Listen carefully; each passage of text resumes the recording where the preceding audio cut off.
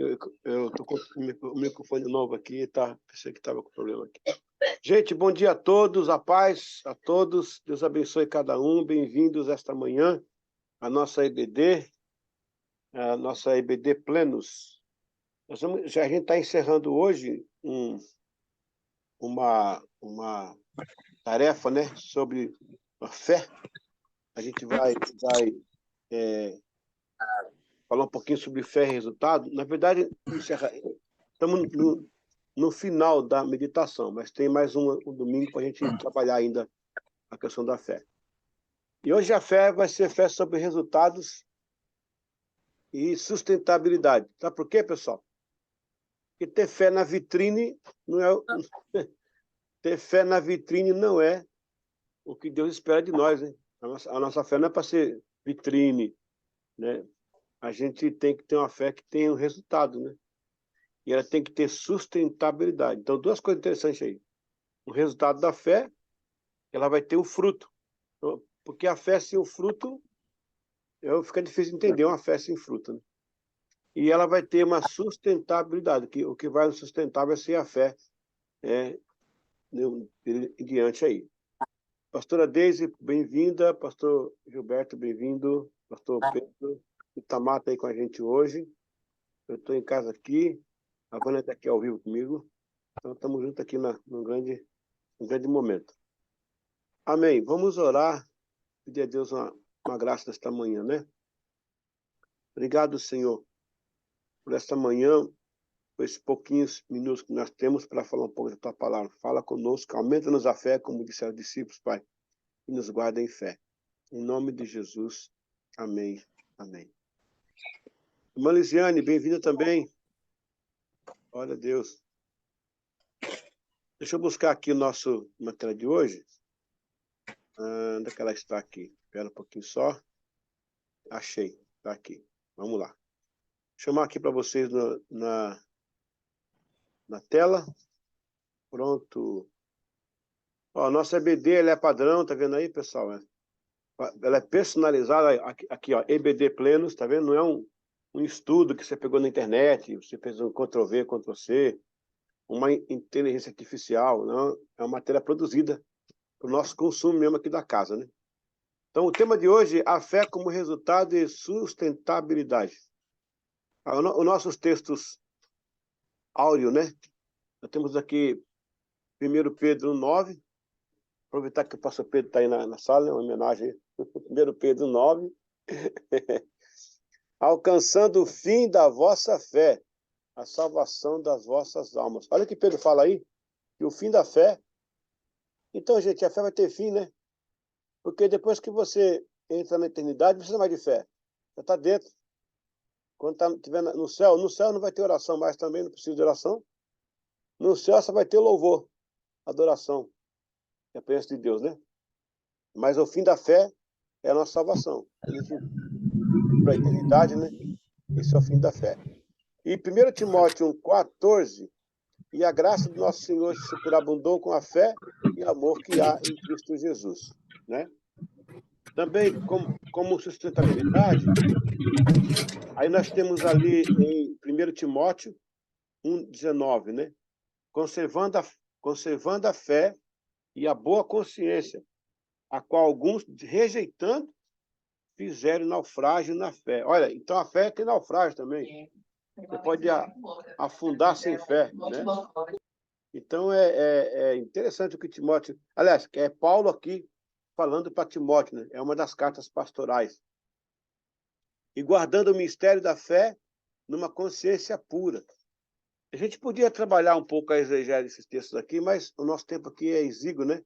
Automaticamente eu vou cair daqui a pouco, daqui uns 30, 40 minutos. Vamos falar um pouquinho sobre essa fé de resultado e de sustentabilidade. Eu vou primeiro trabalhar um pouco a fé de sustentabilidade, né? Como a gente vive neste mundo, a gente precisa da fé para viver, né? Eu até me pergunto como é que o povo do mundo vive sem fé, né? Meu Deus do céu, deve ser são verdadeiros heróis, né? Viver nesse mundo sem fé. Então, aqui, vamos trabalhar esse primeiro ponto, dessa situação que aconteceu aqui, ó. O número errado que salvou uma vida. Uma garota chamada Cid estava em dúvida se o vestido que estava provando ficará bom e resolveu, se ficara bom, né? E resolveu questionar uma amiga. Ela mandou a foto por SMS, mas acabou errando o número.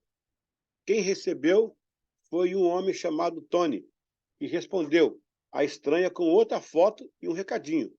Acho que, acho que você mandou a mensagem para a pessoa errada. Minha esposa não está em casa para ajudar, mas nossos filhos aprovaram a escolha. Você deveria comprá-la, dizia o texto acompanhado de uma foto das crianças aprovando a escolha.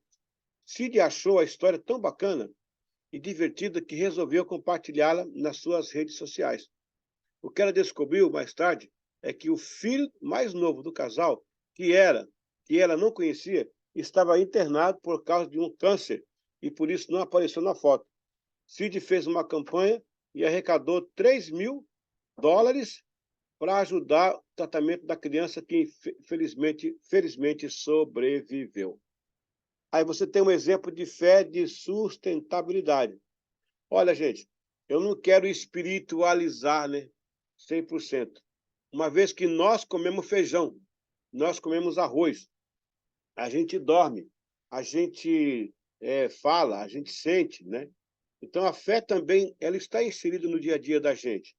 Parece que não, né? A turma só pensa em fé no culto, né? Só quando tem um culto, só quando tem uma reunião espiritual, fala em fé. Meu Deus, é cabeça tupiniquim. A fé é dia a dia. Você acordou, você foi ao banheiro, você foi trabalhar, entrou no carro, você está usando a fé. E aí você vê essa moça aí aqui, uma foto errada, né? O pai devia estar crendo no milagre. Olha aí, o milagre chegou de uma forma que ele não esperava, talvez não imaginaria que seria assim. É a mesma coisa que aconteceu com o povo de Israel lá no Egito, né? Quando eles viram aquele mar, o que Deus vai fazer aqui? Vai mandar navio para nós? Não, ele abriu o mar. O que ninguém pensou, Deus pensou. Vou para outro exemplo aí, o apoio da empresa. Quando o alemão Andreas Graff, de 36 anos, recebeu o diagnóstico de leucemia do seu filho, de 3 anos, ele desesperou. Graff já era viúvo e resolveu pedir demissão para poder estar perto da criança. Só que um dos funcionários do RH sabia de sua história e teve uma ideia interessante. Para ele não precisar se demitir, todos os funcionários doaram suas horas extras para Graff. Assim, ele estava com 3,2 mil horas, que ele pôde trocar por 400 dias úteis com uma licença paga. Graff voltou ao trabalho em fevereiro deste ano, depois de todas as sessões de quimioterapia do filho. Ao que tudo indica, o câncer foi curado. Aqui tem outra situação. Quem está voando pelo Graff também? Olha aí, a fé como resultado. Às vezes você ora por alguém.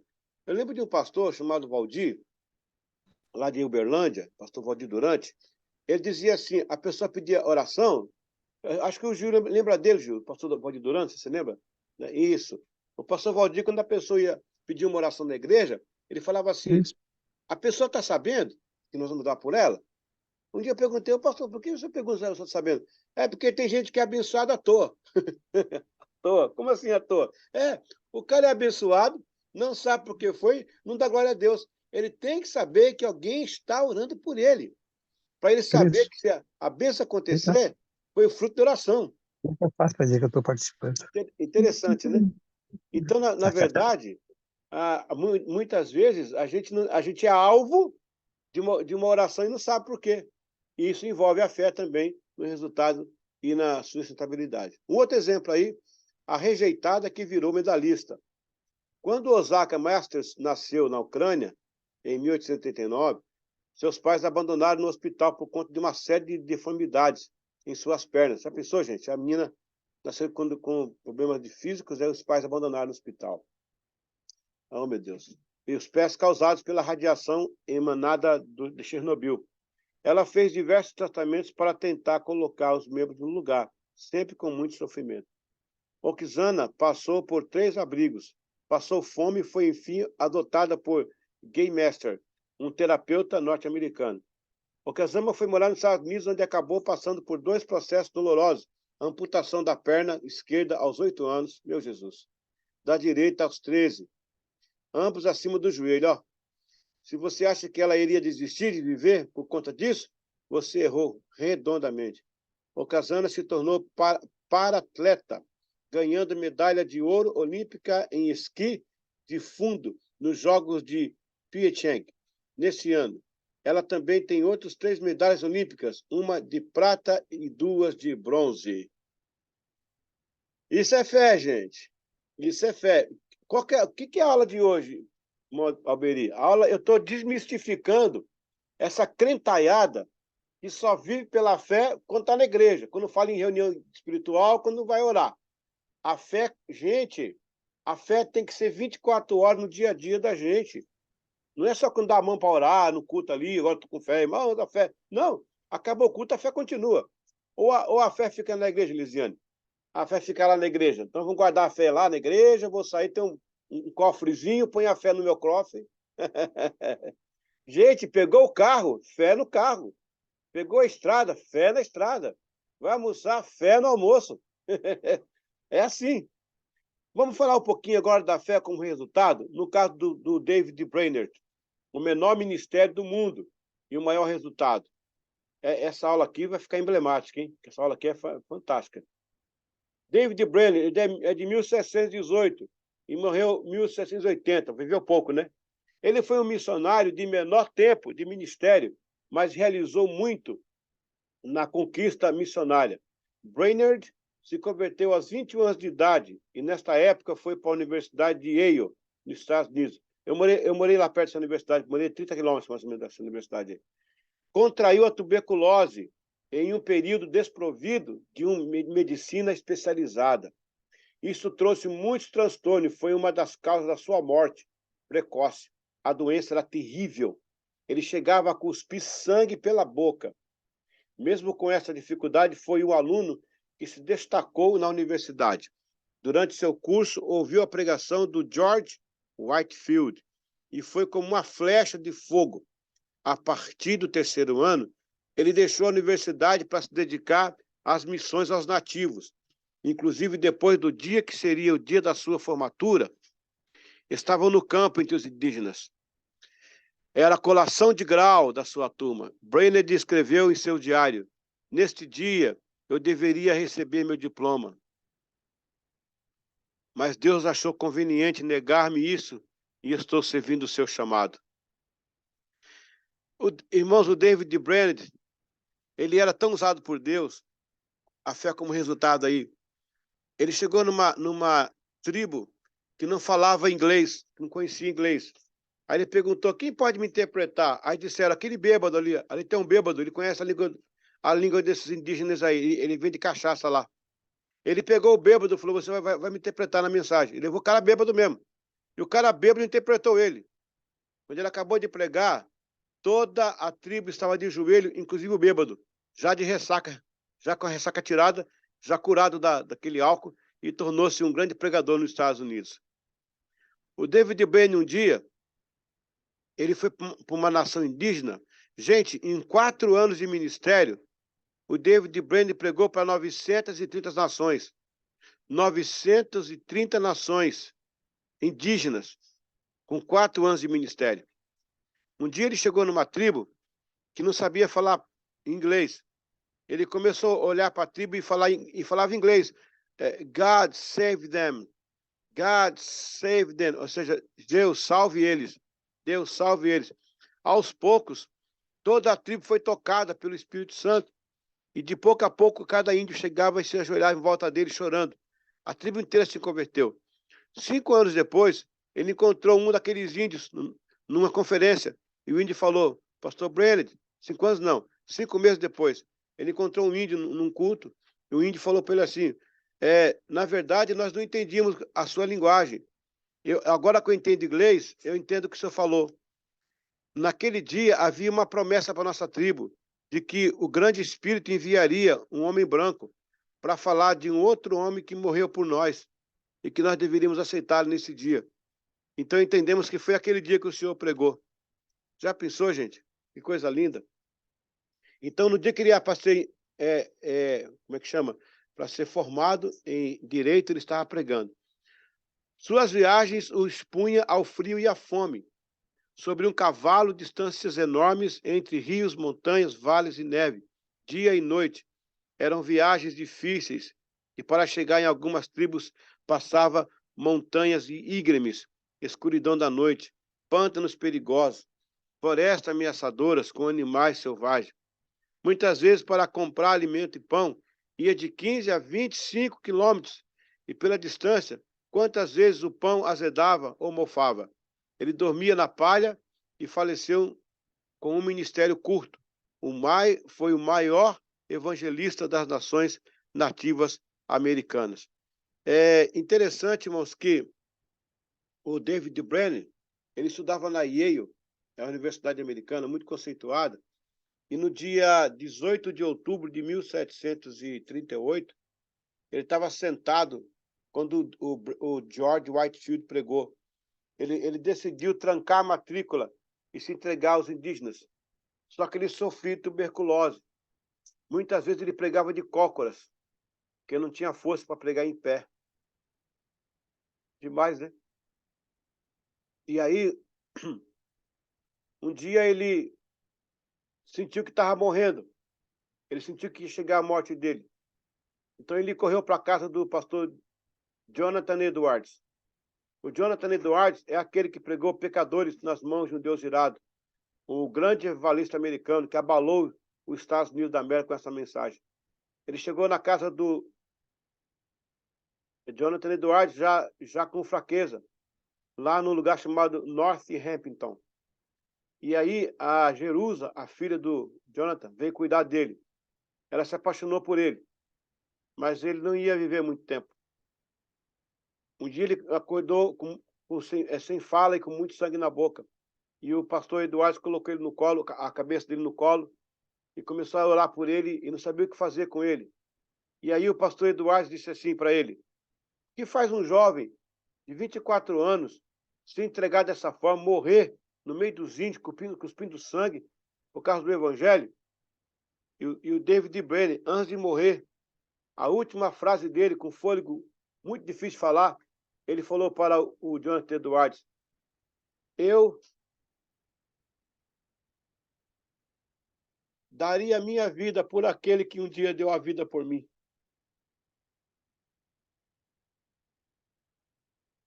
E ele suspirou no colo de Edwards.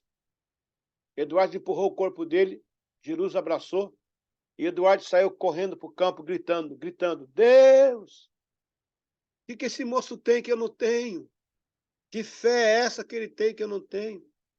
Que convicção é essa que ele tem que eu não tenho?" De repente soprou um vento sobre ele, ele caiu de joelhos, cheio de Espírito Santo. Eduardo se levantou como um grande pregador do evangelho que abalou os Estados Unidos da América.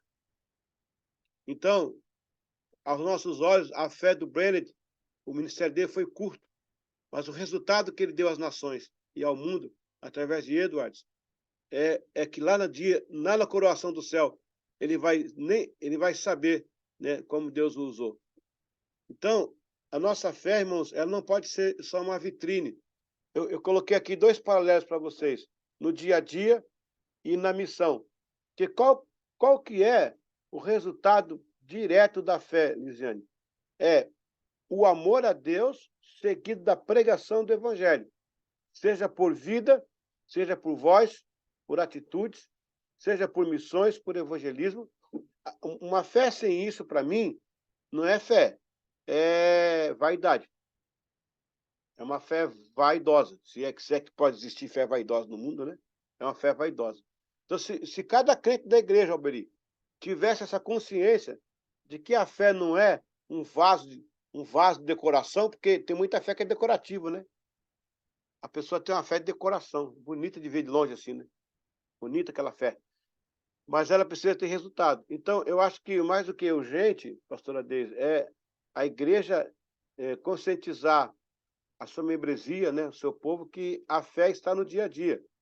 E tirar essa espiritualidade, ou vamos colocar diferente, tirar esse espiritualismo que se dá à fé só em meios de serviço cristão. É numa remuneração, é no culto de louvor, é no culto de missões. Não, mas de quando o culto acaba? O culto é 1h30. Tem mais 23 horas para encarar, 22 horas e meia para encarar. Vai sem fé? E se nosso povo levasse com eles essa consciência da fé como resultado e como sustentabilidade, né, seria outra coisa. Então, quando eu interajo no comércio, com as pessoas, na rua, eu estou usando a parte da minha fé. A minha pessoa, pessoalmente, como sustentabilidade e também como resultado da pregação daquilo que eu sou, né? A minha vida sendo um livro. Então, essa que é a ideia. Eu dei aí 3 exemplos de coisa natural que aconteceram com pessoas cristãs que confiavam em Deus. Não, eu não mencionei nem oração. Eu nem mencionei oração. Porque o fato de você sair de casa hoje, vir para a igreja e não bater o carro, é resultado de uma oração. Alguém deve estar orando. Aliás, eu vou fechar com isso aqui para a gente abrir, porque eu tenho agora mais 9 minutos. Eu vou abrir, eu vou fechar com isso aqui. Aliás, gente, todo mundo que está me ouvindo agora aqui sentado, ou então na igreja à noite lá, todos nós que aceitamos a Jesus fomos alvos de alguém que orou por nós. Ninguém aceitou a Jesus aleatoriamente. Sempre há uma oração por trás envolvida. Tem gente que clamou. Bom, eu nasci no lar evangélico, a Deise nasceu também, o pastor Gil que eu conheço, mas geralmente quem não nasceu no lar evangélico, ele vai vir a Cristo através de alguém. Nós também, que nascemos, tem a oração dos pais envolvida, né? Mas a pessoa que está vindo do mundo direto, a Lisiane, por exemplo, também, vem direto do mundo, alguém estava orando. Sempre tem alguém orando por trás, gente. Por que Eva pecou? Porque não tinha intercessora. Porque ela tinha, era uma diaba lá, que a serpente lá que bagunçou a vida dela, né? Ela não tinha intercessora. Se Eva tivesse intercessora, não teria comido aquela fruta. A gente estava de boa até hoje aí e não teria loja de moda, nem loja de roupa, não existia loja de roupa. Então, a Eva não tinha intercessora. Por ela não ter intercessora, ela foi e pecou, fez o que tinha que fazer, que não era para fazer, né? Então, nós somos fruto dessa fé. Então, vamos desmistificar um pouquinho essa fé do púlpito, essa fé do culto, essa fé da oração, essa fé do louvor, e vamos por 24 horas. Vamos para a rua exercer a nossa fé. Amém, pessoal? Deixa eu voltar aqui se tem mais alguma coisa no nosso dia de hoje. Deixa eu ver aqui. Acho que já foi tudo aqui, né? Ah, não, agora tem uma galeria de artistas aí, bonita aí. Ok. Vamos lá. Quem quer participar aí, falar alguma coisa sobre isso que eu falei? Não precisa ser pergunta, né? Pode também ser uma participação.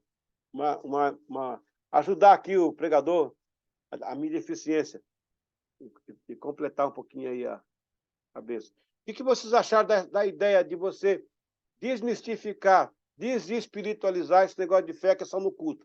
E fazer o povo entender que a fé está no dia a dia mesmo, ali. No que você fala, o que você faz, o que você age. Está aberta aí a nossa aula.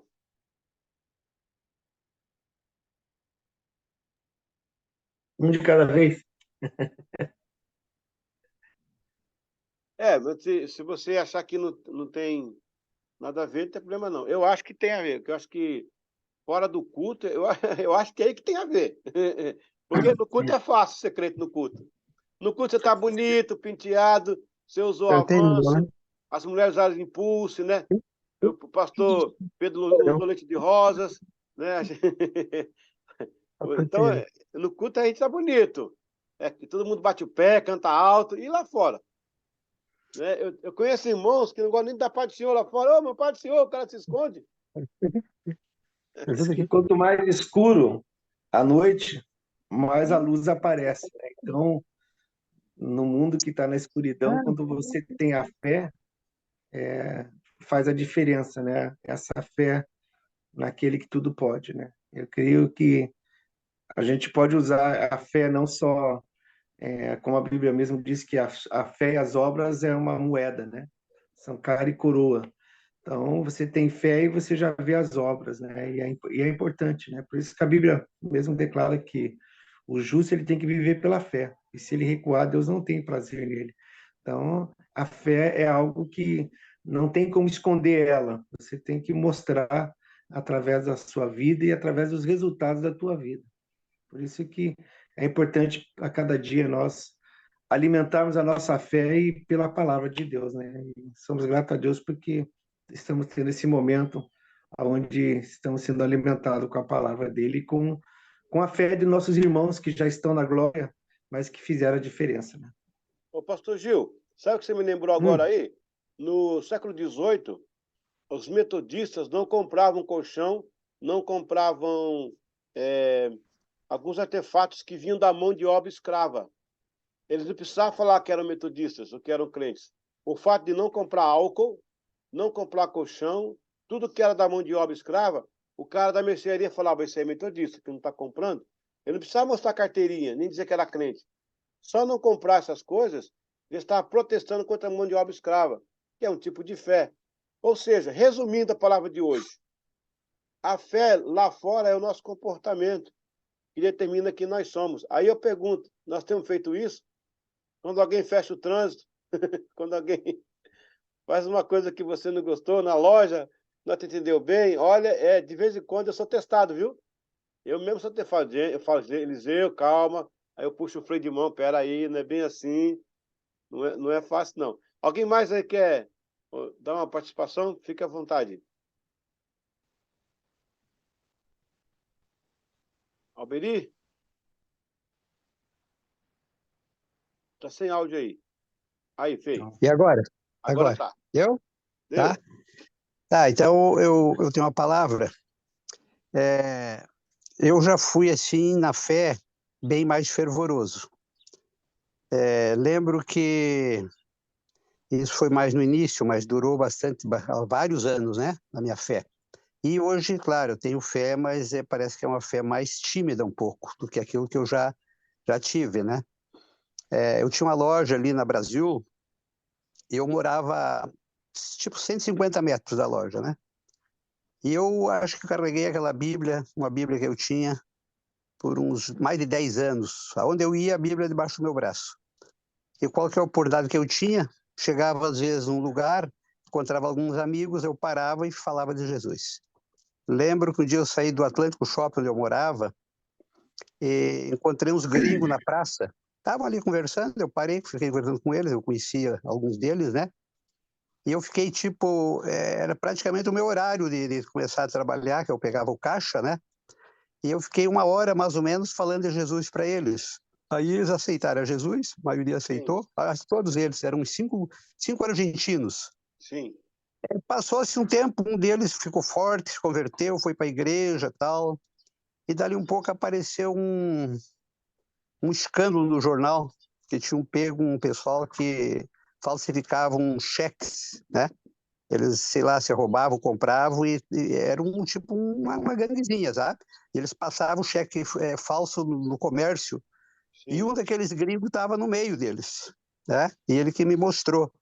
Não o que foi pego, o outro que estava agora na igreja diz, olha, se aquele dia eu não tivesse ouvido a palavra, eu estava no meio deles, eu podia estar envolvido nessa situação. E aquele gringo foi preso, tudo, né? Ele tem um tempo de... Então, eu pregava na minha loja, praticamente todo dia alguém aceitava Jesus, pessoa de toda a idade, né? Uau. Orava por pessoas lá, e hoje eu não tenho feito mais isso, sabe? O tempo passou e a gente parece que vai. Eu ia muito nos montes orar, na praia ia 2, 3 vezes, eu morava do lado ali, tinha um amigo meu que a gente estava sempre junto também, da igreja, e nós ia orar na praia, ia nos montes, a igreja ia, e a gente perdeu um pouco isso. Eu sinto falta, sabe? Sinto falta, né? Assim, Deus me usou na época, até agora Deus me usa seguidamente, ainda acontecem alguns milagres, né? Mas de pessoas que praticamente ressuscitaram, estavam já com os dias contados de morte, né? Câncer e outros casos, e Deus me usava porque eu nunca tive, sempre orei, né? Não importava a situação, eu declarava sempre a palavra de Deus, e claro, muitos casos, pessoas também que morreram, né? Que não conseguiram, né? Mas alguns viveram em fase terminal de câncer, né? Tinha outro ali no Hospital Santa Inês, o UTI tinha 36 horas de vida, para de funcionar os rins, toda aquela situação. E eu fui lá orar, um vizinho meu de frente, que tinha loja, e também essa pessoa foi curada também, no mesmo dia foi curada, né? No outro dia ela já estava bem, desligada dos aparelhos, tudo. Mas a fé é como o pastor falou, ela tem que ser em casa, no trabalho, quando tu sai, quando tu volta, aonde tu for, tem que estar essa fé viva, né? E parece que quando a gente busca menos, ela vai se distanciando, a nossa fé vai ficando mais tacanha, enfraquece, né? Mas é só pela busca. Eu buscava muito mais do que faço hoje, né? E era para ser o contrário, eu deveria de estar cultivando essa fé e pela crescer, né? Então, acho que depende de cada um de nós fazer com que essa fé aumente ou diminua também, né? Sim. É por essa busca. Sim. E eu gosto muito da palavra fé porque logo que eu me converti, eu tive algumas experiências e foi assim que me sustentou, vamos dizer, né? Até hoje foi a fé nas palavras de Deus. Quando eu leio a Bíblia, que eu tenho uma palavra que me é revelada, eu fico firmado naquela palavra, não desisto, creio nela, acredito, mesmo que não aconteçam as coisas, nem acontece, viu? Sim. Mas eu não desisto de crer, sabe? Sim. E então eu gosto muito da palavra quando se fala sobre fé. Obrigado aí, pastor Eliseu, pela oportunidade, viu? Obrigado. Moberi, não se culpe por isso. A gente é ser humano, somos falhos, né? Estamos cada dia crescendo. Viu que relaxou, para um pouquinho, se reorganiza, volta, tenta de novo. Daqui a pouco você volta para o eixo, volta para o normal. Né? Então, tem que reconhecer que você não é perfeito, você precisa a cada dia se melhorar. Quando eu falo essas coisas aqui, não estou cobrando de ninguém perfeição, claro, nem de mim eu cobro. Misericórdia, eu sou o cara mais imperfeito que existe. Mas assim, a gente não pode perder essa consciência, o que você falou aí. Você não pode perder. A hora que você perder a consciência, você perdeu tudo, né? A hora que isso for costumeiro para você, se não te incomodar mais o fato de não ter fé, então acabou, você perdeu mesmo. Misericórdia. Nós temos 5 minutinhos ainda, mais alguém quer participar? Enquanto isso, enquanto você se prepara aí, a fila está meio grande, semana que vem a nossa aula vai ser aula invertida, vai ser diferente. Você vai escolher das 4 lições que a gente teve, um tema que chamou a atenção e você vai comentar, claro, se você quiser também, não é obrigado, não. Mas eu vou dar 5 minutinhos para cada um. Então, a aula que vem, quem vai dar aula são vocês. É chamada de aula invertida.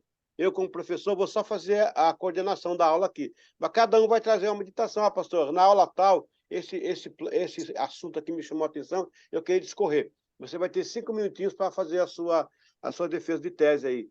Desculpa, a sua defesa de tese. Parece que eu estou na academia. A sua participação na aula, né? Amém? Então, semana que vem, aula invertida. Já vou avisar agora para vocês terem essa consciência. Mais alguém quer participar com a gente aí? A gente está com agora 4 minutos e pouco. Dá tempo ainda.